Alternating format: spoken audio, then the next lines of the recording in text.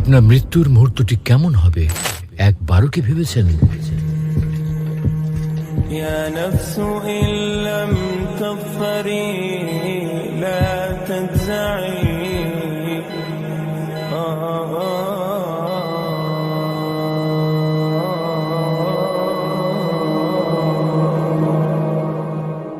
আসসালামু আলাইকুম ওয়া রাহমাতুল্লাহ। প্রিয় দর্শক, আজকে আমরা মৃত্যুর সময় মানুষের অনুভূতি কেমন হয়, মুমিন ব্যক্তির মৃত্যুর মুহূর্ত কেমন হয়, পাপী ব্যক্তির অবস্থা কেমন হয় তা নিয়ে বিস্তারিত আলোচনা করব ইনশাআল্লাহ। জীবনের স্রোতে ভাসতে ভাসতে আমরা ভুলে যাই মৃত্যুর কথা। কবর পথের যাত্রী হয়েও তুচ্ছ এই দুনিয়াকে ঘিরেই আবর্তিত হয় আমাদের যাবতীয় চিন্তা চেতনা, কাজকর্ম। সর্বাঙ্গে গাফলতির চাদর জড়িয়ে আমরা জীবনের প্রকৃত বাস্তবতার ব্যাপারে কেমন যেন নির্বিকার হয়ে থাকি। আমরা ভুলে থাকি মৃত্যুর হিম শীতল অন্ধকারের কথা, কবরের অসীম নির্জনতার কথা, কিয়ামত ও হাসরের ভয়াবহ দৃশ্যের কথা, মিজান ও পুলসিরাতের অকল্পনীয় আশঙ্কার কথা।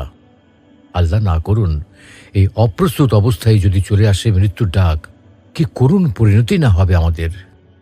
প্রত্যেক আত্মাকে মৃত্যুর স্বাদ আস্বাদন করতে হবে, কেননা মৃত্যু হল দুনিয়া এবং আখিরাতের মিলনবিন্দু, পৃথিবীর জীবনকালের সমাপ্তি এবং আখিরাতের সূচনা। প্রতিটি মানুষের মৃত্যুর স্থান, দিনক্ষণ সুনির্দিষ্ট, আর এজন্যেই আল্লাহ তাআলা পবিত্র কোরআনে ঘোষণা করেছেন, أينما تكونوا يدرككم الموت ولو كنتم في بروج مشيدة। তোমরা যেখানেই থাকো না কেন মৃত্যু তোমাদেরকে পাকড়াও করবেই। যদি তোমরা সুদৃঢ় দুর্গের ভেতরেও অবস্থান করো, তবুও মৃত্যু তোমাদেরকে পাকড়াও করবে। মৃত্যুর সময় সম্বন্ধে সূরা আল আরাফে আল্লাহ তাআলা বলেছেন, ولكل أمة أجل فإذا جاء أجلهم لا يستأخرون ساعة ولا يستقدمون। প্রত্যেক সম্প্রদায়ের একটি মেয়াদ রয়েছে। যখন তাদের মেয়াদ এসে যাবে তখন তারা না এক মুহূর্ত পিছিয়ে যেতে পারবে আর না এগিয়ে আসতে পারবে। মৃত্যু নির্ধারিত সময় উপস্থিত হলে, মৃত্যুর মুহূর্ত ঘনিয়ে এলে আল্লাহর নির্দেশ অনুযায়ী মালাকুল মউত ফেরেশতা এসে উপস্থিত হন এবং মানুষের জান কবজ করেন। এ ব্যাপারে আল্লাহ তাআলা পবিত্র কোরআনে বলেছেন, قل يتوفاكم ملك الموت الذي وكل بكم ثم إلى ربكم ترجعون। বলুন, তোমাদের প্রাণ হরণের দায়িত্বে নিয়োজিত ফেরেশতা তোমাদের প্রাণ হরণ করবে, অতঃপর তোমরা তোমাদের পালনকর্তার কাছে প্রত্যাবর্তিত হবে। মৃত্যুর ফেরেশতা আমল অনুযায়ী ভালো মানুষের কাছে পবিত্র রূপে আর পাপীদের কাছে ভয়ঙ্কর রূপে আবির্ভূত হন। ফলে মৃত্যু মুহূর্তে পাপী তাপী সবাই মৃত্যু যন্ত্রণার শিকার হয়। নেককার এবং বদকার উভয়েরই মৃত্যু যন্ত্রণা ভোগ করতে হয়। আল্লাহ তাআলা পবিত্র কোরআনে বলেন, وجاءت سكرة الموت بالحق ذلك ما كنت منه تحيد। মৃত্যু যন্ত্রণা নিশ্চিতই আসবে, অথচ এ থেকেই তুই টালবাহানা করতে। তবে এই সাকরাতুল মাউত বা মৃত্যু যন্ত্রণা মূলত মৃত্যু ঠিক আগে আগে ঘটে থাকে। অর্থাৎ কোনো ব্যক্তির মৃত্যু যন্ত্রণা শুরু হওয়া মানে হলো আগামী কিছুক্ষণের মধ্যে তার মৃত্যু নিশ্চিত। আর এ কারণে নেককার এবং বদকার মানুষের নিকট মৃত্যু যন্ত্রণার আবেদন সমান নয়, বরং নেককার মানুষ এতে খুশি হয় আর বদকার লোকেরা এতে ভীষণ দুশ্চিন্তায় পড়ে যায়। নেককার ও সৎকর্মশীল মানুষদের যখন মৃত্যুর মুহূর্ত ঘনিয়ে আসে তখন তাদের অন্তরে এক দারুণ সুখের অনুভূতি, আনন্দের অনুভূতি তৈরি হয়, কারণ ফেরেশতারা তখন তাদের সুসংবাদ জানাতে থাকে, তাদের ভবিষ্যৎ আবাসস্থল জান্নাতে যাওয়ার ঘোষণা দিতে থাকে। রাসূলুল্লাহ সাল্লাল্লাহু আলাইহি ওয়াসাল্লাম ইরশাদ করেন, মুমিন বান্দা যখন দুনিয়ার জীবন শেষ করে পরকালের দিকে যখন ফিরে চলে, মৃত্যুর কাছাকাছি হয়, তখন আসমান থেকে খুবই আলোকোজ্জ্বল চেহারার ফেরেশতাগণ তার কাছে যান। তাদের চেহারা যেন দীপ্ত সূর্য। তাদের সাথে জান্নাতের রেশমি কাপড়ের কাফন ও জান্নাতের সুগন্ধি থাকে। তারা তার দৃষ্টির দূর সীমায় বসবে। তারপর মালাকুল মউত আসবেন, তার মাথার কাছে বসবেন ও বলবেন, হে পবিত্র আত্মা, আল্লাহর মাগফিরাত ও তার সন্তুষ্টির কাছে পৌঁছাবার জন্য দেহ থেকে বেরিয়ে এসো। রাসূলুল্লাহ সাল্লাল্লাহু আলাইহি ওয়াসাল্লাম বলেন, এ কথা শুনে মুমিন বান্দার রূহ তার দেহ থেকে এভাবে বেরিয়ে আসে যেমন মশক হতে পানির ফোঁটা বেয়ে পড়ে। তখন মালাকুল মউত এই রূহকে নিয়ে নেন, তাকে কাফন ও খুশবুর মধ্যে রেখে দেন। তখন এই রূহ হতে উত্তম সুগন্ধি ছড়াতে থাকে, যা পৃথিবীতে পাওয়া সর্বোত্তম সুগন্ধির চেয়েও উত্তম। আল্লাহ তাআলা এই ধরনের সৎ কর্মশীল মানুষদের প্রতি, তাদের আত্মার প্রতি অত্যন্ত সন্তুষ্ট হন। তাই তো এই ধরনের আত্মার প্রতি তিনি ঘোষণা করতে থাকেন, يا أيتها النفس المطمئنة ارجعي إلى ربك راضية مرضية فادخلي في عبادي وادخلي جنتي। হে প্রশান্ত আত্মা, সন্তুষ্ট ও সন্তোষজনক হয়ে তোমার পালনকর্তার নিকট ফিরে যাও। অতঃপর আমার বান্দাদের অন্তর্ভুক্ত হয়ে যাও এবং আমার জান্নাতে প্রবেশ করো। অসৎ মানুষের মৃত্যুর মুহূর্ত, বদকার ও অসৎ মানুষদের যখন মৃত্যুর মুহূর্ত ঘনিয়ে আসে, তখন তাদের অন্তরে এক ভয়াবহ আশঙ্কা তৈরি হয়, কারণ ফেরেশতারা তখন তাদের দুঃসংবাদ জানাতে থাকে, তাদের ভবিষ্যৎ আবাসস্থল জাহান্নামে যাওয়ার ঘোষণা দিতে থাকে। রাসূলুল্লাহ সাল্লাল্লাহু আলাইহি ওয়াসাল্লাম বলেন, কাফের ব্যক্তি দুনিয়ার জীবন শেষ করে যখন আখিরাতে পদার্পণ করবে, আসমান থেকে আযাবের ফেরেশতা নাজিল হবেন। তাদের চেহারা নিকষ কালো, তাদের সাথে কাঁটাযুক্ত কাফনে কাপড় থাকবে। তারা দৃষ্টির শেষ সীমায় এসে বসবেন। তারপর মালাকুল মউত আসবেন ও তার মাথার কাছে বসেন এবং বলেন, হে নিকৃষ্ট আত্মা, আল্লাহর আযাবে লিপ্ত হবার জন্য তাড়াতাড়ি দেহ থেকে বের হও। রাসূলুল্লাহ সাল্লাল্লাহু আলাইহি ওয়াসাল্লাম বলেন, কাফিরের রূহ এ কথা শুনে তার গোটা দেহে ছড়িয়ে পড়ে।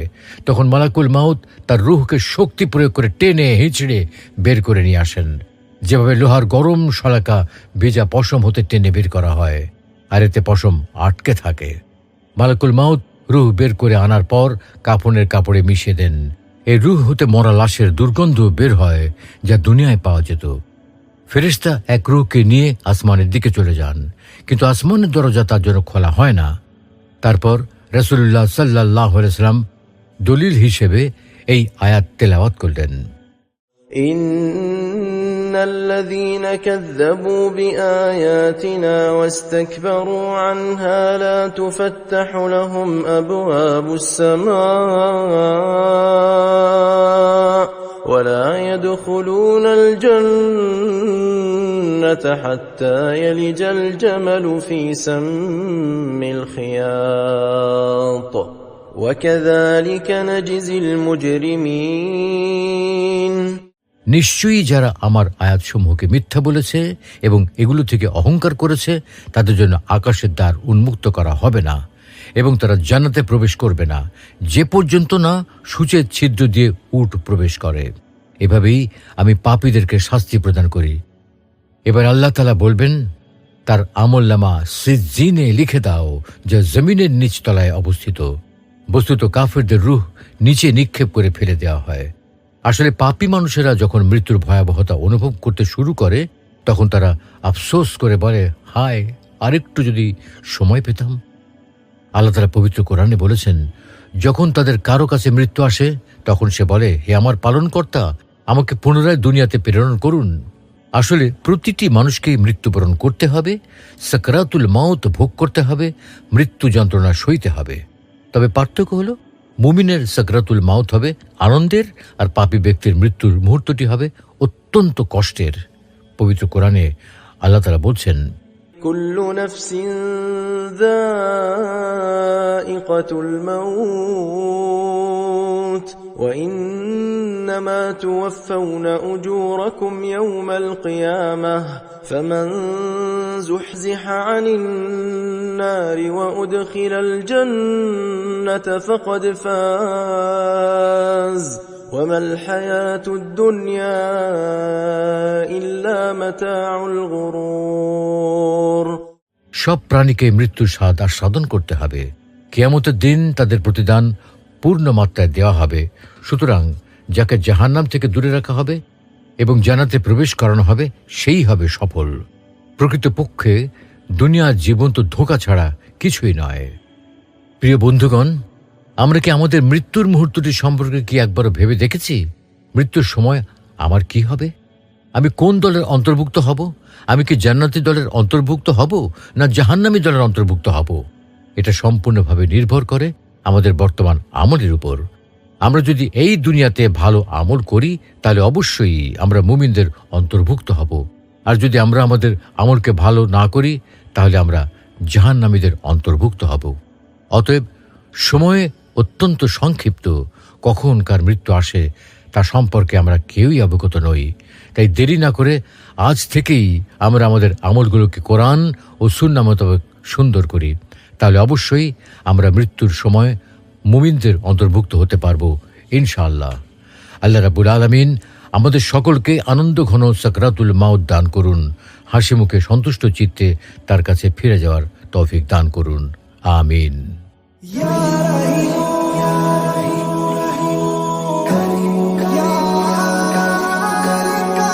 সুপ্রিয় দর্শক, কোরআন ও হাদিসের আলোকে জীবন গড়ুন, ইসলাম এন্ড লাইফের সাথে থাকুন। জাযাকুমুল্লাহ।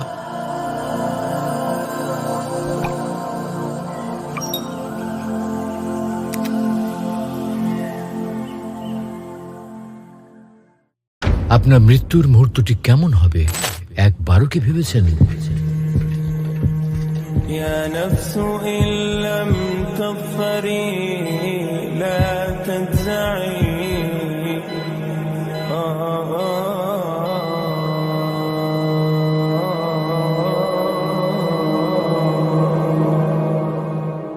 আসসালামু আলাইকুম ওয়া রাহমাতুল্লাহ। প্রিয় দর্শক, আজকে আমরা মৃত্যুর সময় মানুষের অনুভূতি কেমন হয়, মুমিন ব্যক্তির মৃত্যুর মুহূর্ত কেমন হয়, পাপী ব্যক্তির অবস্থা কেমন হয় তা নিয়ে বিস্তারিত আলোচনা করব ইনশাআল্লাহ। জীবনের স্রোতে ভাসতে ভাসতে আমরা ভুলে যাই মৃত্যুর কথা। কবর পথের যাত্রী হয়েও তুচ্ছ এই দুনিয়াকে ঘিরেই আবর্তিত হয় আমাদের যাবতীয় চিন্তা চেতনা, কাজকর্ম। সর্বাঙ্গে গাফলতির চাদর জড়িয়ে আমরা জীবনের প্রকৃত বাস্তবতার ব্যাপারে কেমন যেন নির্বিকার হয়ে থাকি। আমরা ভুলে থাকি মৃত্যুর হিম শীতল অন্ধকারের কথা, কবরের অসীম নির্জনতার কথা, কিয়ামত ও হাসরের ভয়াবহ দৃশ্যের কথা, মিজান ও পুলসিরাতের অকল্পনীয় আশঙ্কার কথা। আল্লাহ না করুন এই অপ্রস্তুত অবস্থায় যদি চলে আসে মৃত্যুর ডাক, কি করুণ পরিণতি না হবে আমাদের। প্রত্যেক আত্মাকে মৃত্যুর স্বাদ আস্বাদন করতে হবে, কেননা মৃত্যু হল দুনিয়া এবং আখিরাতের মিলন বিন্দু, পৃথিবীর জীবনকালের সমাপ্তি এবং আখিরাতের সূচনা। প্রতিটি মানুষের মৃত্যুর স্থান, দিনক্ষণ সুনির্দিষ্ট, আর এজন্যই আল্লাহ তাআলা পবিত্র কোরআনে ঘোষণা করেছেন, أينما تكونوا يدرككم الموت ولو كنتم في بروج مشيدة। তোমরা যেখানেই থাকো না কেন মৃত্যু তোমাদেরকে পাকড়াও করবেই। যদি তোমরা সুদৃঢ় দুর্গের ভেতরেও অবস্থান করো, তবুও মৃত্যু তোমাদেরকে পাকড়াও করবে। মৃত্যুর সময় সম্বন্ধে সূরা আল আরাফে আল্লাহ তাআলা বলেছেন, ولكل أمة أجل فإذا جاء أجلهم لا يستأخرون ساعة ولا يستقدمون। প্রত্যেক সম্প্রদায়ের একটি মেয়াদ রয়েছে। যখন তাদের মেয়াদ এসে যাবে তখন তারা না এক মুহূর্ত পিছিয়ে যেতে পারবে আর না এগিয়ে আসতে পারবে। মৃত্যু নির্ধারিত সময় উপস্থিত হলে, মৃত্যুর মুহূর্ত ঘনিয়ে এলে আল্লাহর নির্দেশ অনুযায়ী মালাকুল মউত ফেরেশতা এসে উপস্থিত হন এবং মানুষের জান কবজ করেন। এ ব্যাপারে আল্লাহ তাআলা পবিত্র কোরআনে বলেছেন, قل يتوفاكم ملك الموت الذي وكل بكم ثم إلى ربكم ترجعون। বলুন, তোমাদের প্রাণ হরণের দায়িত্বে নিয়োজিত ফেরেশতা তোমাদের প্রাণ হরণ করবে, অতঃপর তোমরা তোমাদের পালনকর্তার কাছে প্রত্যাবর্তিত হবে। মৃত্যুর ফেরেশতা আমল অনুযায়ী ভালো মানুষের কাছে পবিত্র রূপে আর পাপীদের কাছে ভয়ঙ্কর রূপে আবির্ভূত হন। ফলে মৃত্যু মুহূর্তে পাপী তাপী সবাই মৃত্যু যন্ত্রণার শিকার হয়। নেককার এবং বদকার উভয়েরই মৃত্যু যন্ত্রণা ভোগ করতে হয়। আল্লাহ তাআলা পবিত্র কোরআনে বলেন,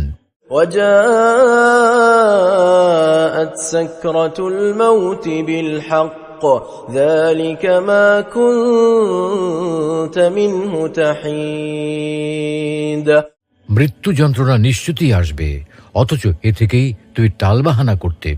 তবে এই সাকরাতুল মাউত বা মৃত্যু যন্ত্রণা মূলত মৃত্যুর ঠিক আগে আগে ঘটে থাকে।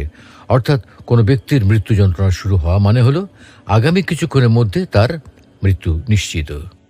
আর এ কারণে নেককার এবং বদকার মানুষের নিকট মৃত্যু যন্ত্রণার আবেদন সমান নয়, বরং নেককার মানুষ এতে খুশি হয় আর বদকার লোকেরা এতে ভীষণ দুশ্চিন্তায় পড়ে যায়।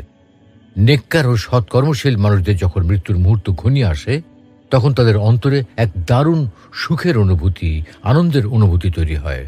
কারণ ফেরেশতারা তখন তাদের সুসংবাদ জানাতে থাকে, তাদের ভবিষ্যৎ আবাসস্থল জান্নাতে যাওয়ার ঘোষণা দিতে থাকে। রাসূলুল্লাহ সাল্লাল্লাহু আলাইহি ওয়াসাল্লাম ইরশাদ করেন, মুমিন বান্দা যখন দুনিয়ার জীবন শেষ করে পরকালের দিকে যখন ফিরে চলে, মৃত্যুর কাছাকাছি হয়, তখন আসমান থেকে খুবই আলোকোজ্জ্বল চেহারার ফেরেশতাগণ তার কাছে যান। তাদের চেহারা যেন দীপ্ত সূর্য। তাদের সাথে জান্নাতের রেশমি কাপড়ের কাফন ও জান্নাতের সুগন্ধি থাকে। তারা তার দৃষ্টির দূর সীমায় বসবে।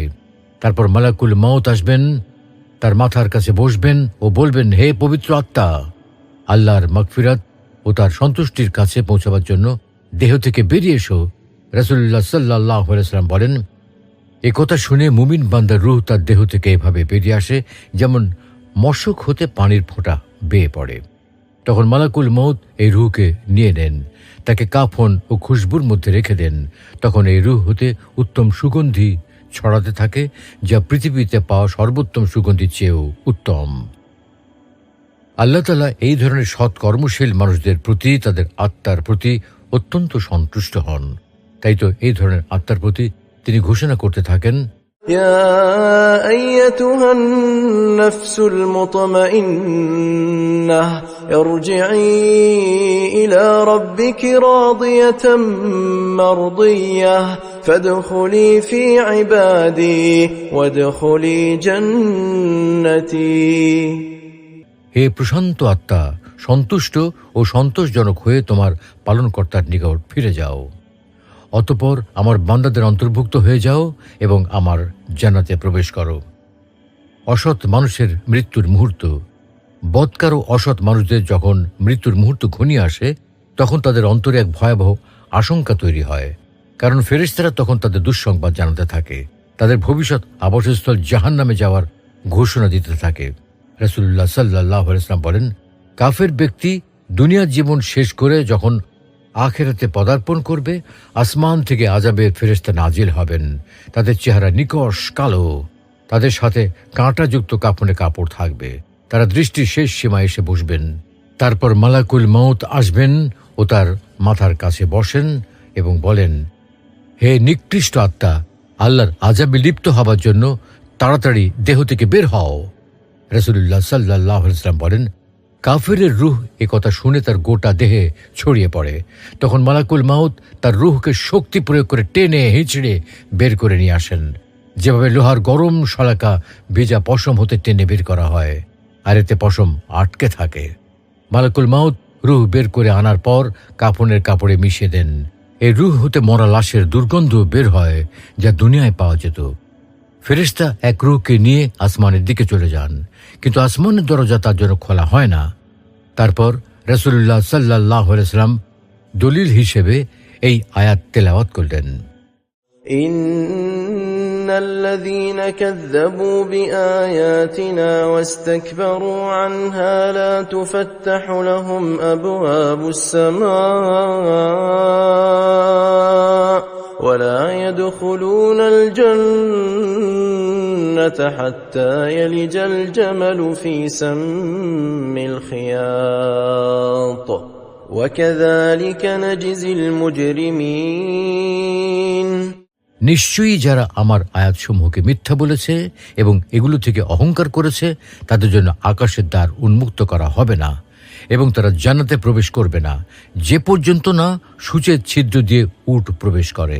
এভাবেই আমি পাপীদেরকে শাস্তি প্রদান করি। এবার আল্লাহ তাআলা বলবেন, তার আমলনামা সিজ্জিনে লিখে দাও, যা জমিনের নিচতলায় অবস্থিত। বস্তুত কাফেরদের রূহ নিচে নিক্ষেপ করে ফেলে দেওয়া হয়। আসলে পাপী মানুষেরা যখন মৃত্যুর ভয়াবহতা অনুভব করতে শুরু করে তখন তারা আফসোস করে বলে, হায়, আরেকটু যদি সময় পেতাম। আল্লাহ তাআলা পবিত্র কোরআনে বলেছেন, যখন তাদের কারো কাছে মৃত্যু আসে তখন সে বলে, হে আমার পালনকর্তা, আমাকে পুনরায় দুনিয়াতে প্রেরণ করুন। আসলে প্রতিটি মানুষকেই মৃত্যুবরণ করতে হবে, সাকরাতুল মাউত ভোগ করতে হবে, মৃত্যু যন্ত্রণা সইতে হবে। তবে পার্থক্য হলো, মুমিনের সাকরাতুল মাউত হবে আনন্দের, আর পাপী ব্যক্তির মৃত্যুর মুহূর্তটি হবে অত্যন্ত কষ্টের। পবিত্র কোরআনে আল্লাহ তাআলা বলছেন, كل نفس ذائقة الموت وإنما توفون أجوركم يوم القيامة فمن زحزح عن النار وأدخل الجنة فقد فاز وما الحياة الدنيا إلا متاع الغرور। সব প্রাণীকে মৃত্যুর স্বাদ আস্বাদন করতে হবে। কিয়ামতের দিন তাদের প্রতিদান পূর্ণ মাত্রায় দেওয়া হবে। সুতরাং যাকে জাহান্নাম থেকে দূরে রাখা হবে এবং জান্নাতে প্রবেশ করানো হবে সেই হবে সফল। প্রকৃতপক্ষে দুনিয়ার জীবন তো ধোঁকা ছাড়া কিছুই নয়। প্রিয় বন্ধুগণ, আমরা কি আমাদের মৃত্যুর মুহূর্তটি সম্পর্কে কি একবারও ভেবে দেখেছি? মৃত্যুর সময় আমার কি হবে? আমি কোন দলের অন্তর্ভুক্ত হব? আমি কি জান্নাতি দলের অন্তর্ভুক্ত হব না জাহান্নামী দলের অন্তর্ভুক্ত হব? এটা সম্পূর্ণভাবে নির্ভর করে আমাদের বর্তমান আমলের উপর। আমরা যদি এই দুনিয়াতে ভালো আমল করি তাহলে অবশ্যই আমরা মুমিনদের অন্তর্ভুক্ত হব, আর যদি আমরা আমাদের আমলকে ভালো না করি তাহলে আমরা জাহান্নামীদের অন্তর্ভুক্ত হব। অতএব সময় অত্যন্ত সংক্ষিপ্ত, কখন কার মৃত্যু আসে তা সম্পর্কে আমরা কেউই অবগত নই। তাই দেরি না করে আজ থেকেই আমরা আমাদের আমলগুলোকে কোরআন ও সুন্নাহ মোতাবেক সুন্দর করি, তাহলে অবশ্যই আমরা মৃত্যুর সময় মুমিনদের অন্তর্ভুক্ত হতে পারব ইনশাআল্লাহ। আল্লাহ রাব্বুল আলামিন আমাদের সকলকে আনন্দ ঘন সাকরাতুল মাউত দান করুন, হাসি মুখে সন্তুষ্ট চিত্তে তার কাছে ফিরে যাওয়ার তৌফিক দান করুন। আমিন।